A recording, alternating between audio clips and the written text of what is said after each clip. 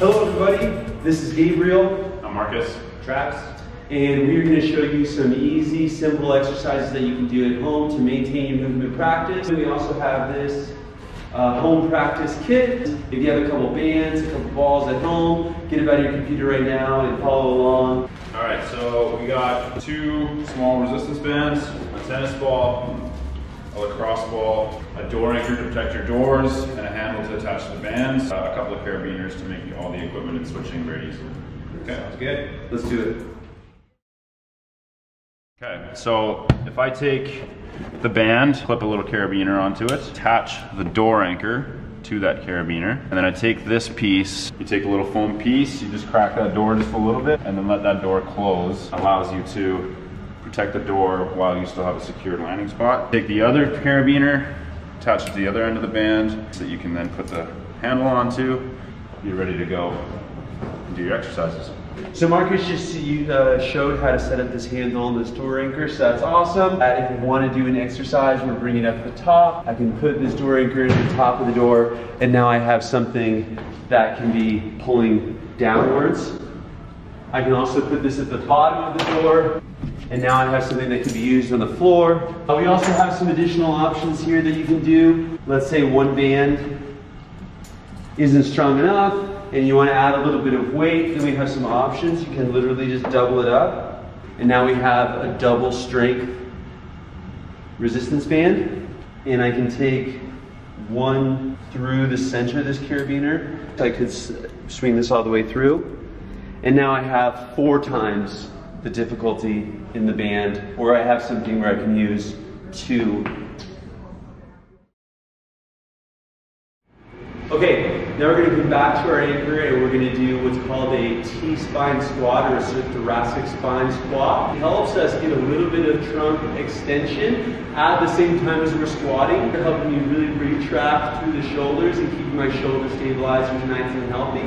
Take 2 bands, try to keep the hands above the shoulders and the shoulder blades out. You're going to do simple squats here, trying to hold your back upright, trying to keep the hands reaching straight up towards the ceiling, driving through your heels on the way up. You want to make this a little bit more difficult. Reach one hand up, try to keep one hand reaching up towards the sky, the other hand I might go out to counterbalance. And now you're seeing what's happening is I'm rotating a little bit as I come down. Rotating is good, moving the knees to the side is bad. So keep your knees and hips facing forward, allow a little bit of rotation. You can see from the other side. Cool. Your next one's a pal-off press, so resisting the urge to want to have the body twist. Put the door anchor up somewhere where you can have it about shoulder height. Push away and hold. Now here you really want to dig in with the legs so that they're supporting you. Brace the core, stand tall, and hold. So the second option then is to here, press, come back in. This is your rest. This is your work. Breathe out, breathe in, breathe out, and breathe in. And the last option to make this a little more difficult is you're going to push out, brace tightly, and then march the legs up and down. And try to resist you falling over. All right, I'm going to demo a split squat with a lat pull down. I'm going to start here in a split squat stance, drive up through this leg, retract my shoulder and pull down towards my hip and allow that to come back up and then sink back down. Option 2 is going to be with a step.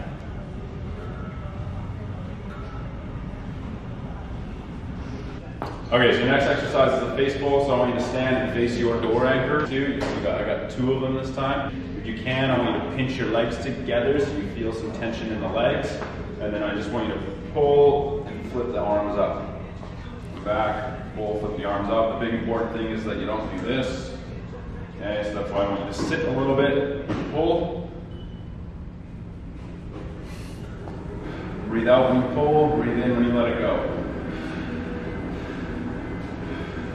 Okay, and then the next version of that is you're going to let go of one of them and go one-handed. And add a little bit of rotation to this.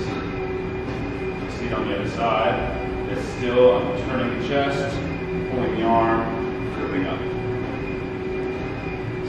down a little bit so it's not just a sloppy turn. Keeping your hips stable, keeping your legs strong so that you can actually separate your top half from your bottom half. Bracing and breathe when you go through your motion. Sweet. All right, next exercise here, we're gonna do a glute bridge. Push your hips up high to the sky, squeeze your glutes, and we're gonna do a core brace by holding this handle. Make this a little bit more challenging. We can take another bend, and then we're gonna wrap it around our legs. Around the knees, back into our glute bridge, pressing your knees out against the band. Here are a couple reps going up and down. Squeeze the glutes, come back down, drive those hips up high. All right, so the next exercise is an anterior push. So you're trying to connect your pushing hand to the opposite leg. Sit down a little bit with a split. The left leg is forward if the right arm has the band, and then drive up with the legs as you push. Drop, turn. Try and turn your torso a little bit. Okay. Okay, so that's level one. If that becomes too easy, you can always hook onto the second bend and make sure it's more difficult. The next level up, I want you to switch your legs, drop the same way, and come up to push. I want you to step. Big key is that the front leg has the weight, then you step and push, and you transfer your weight onto the front leg. So the front leg has always got the weight, but because the front legs are changing, you're changing where the weight's distributed. All right, next exercise here is going to be a dead bug with a band. So we want to hold with our palms facing forward, bring to your knees. We're going to keep our low back flat to the floor. From here, we're going to extend one leg with control and back in, and then the opposite with control and back in. Try not to have just a drop in the leg like this. Nice control. Keep that low back flat.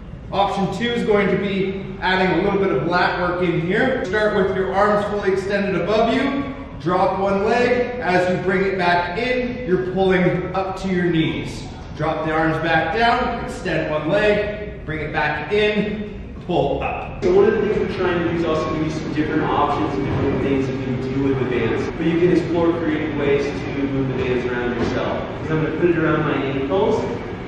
I'm going to double it up to make it a little more difficult. This exercise, which is going to be for our adductors, sit to one side and I keep a little tension in the band as I step right across.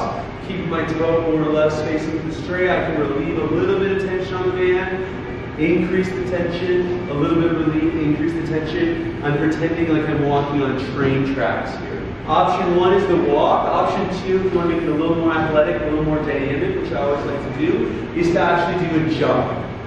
Now when you're doing a jump, you want to make sure that you're sitting into this hip crease and that you're trying to play a little bit with balance every time you land, and that your drive is driving in the opposite direction as you're jumping. Back to that drive, whether it's a walk or it's a jump, what I don't want to see is caving in through the knees like this. That's trying to make it a little bit easier. I want to see pushing these out, push this way, push this way, push this way. Okay? And you should feel those hips really fire up.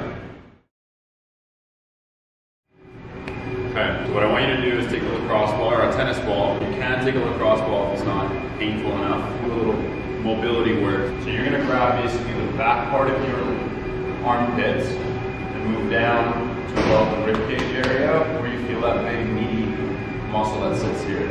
And then lay down on that area here.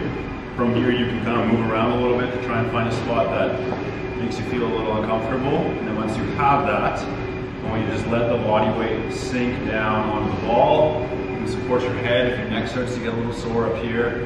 And then just breathe, relax, long, slow breaths until that sensation of pain starts to kind of dissipate and go away. With release work, you're actually trying to separate muscle tissue from fascial tissue so that they can slide past each other properly.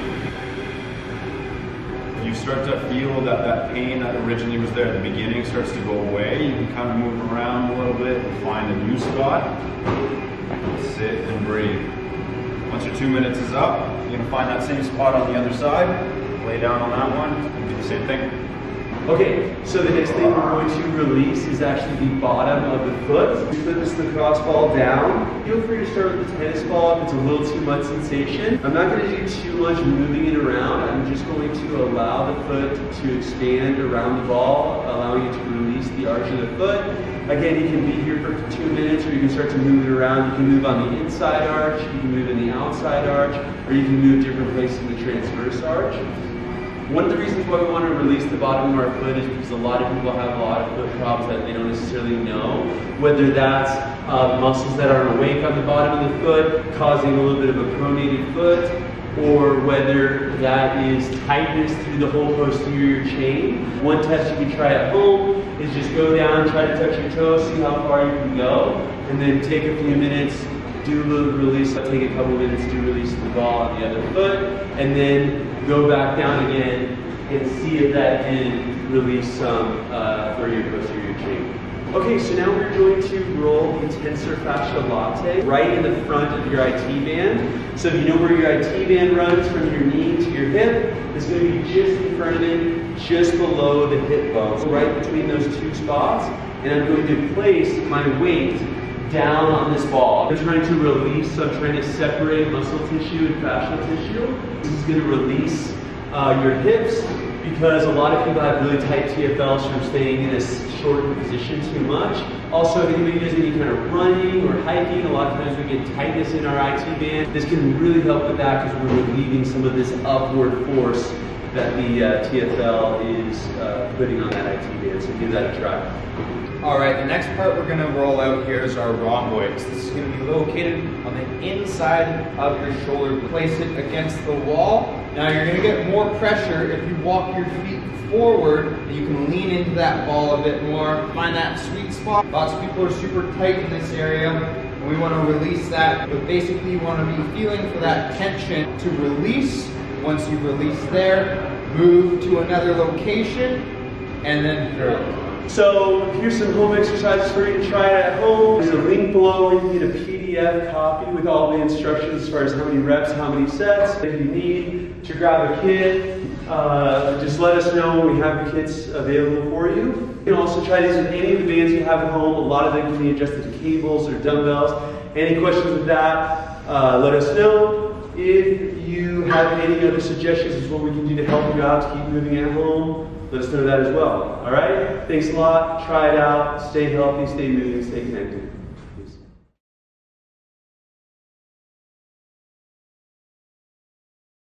One. Step away from the computer, grab your home care kit, and let's get up. Hey! Hello! Hey! Yeah, that's in shot still. Amateur hour.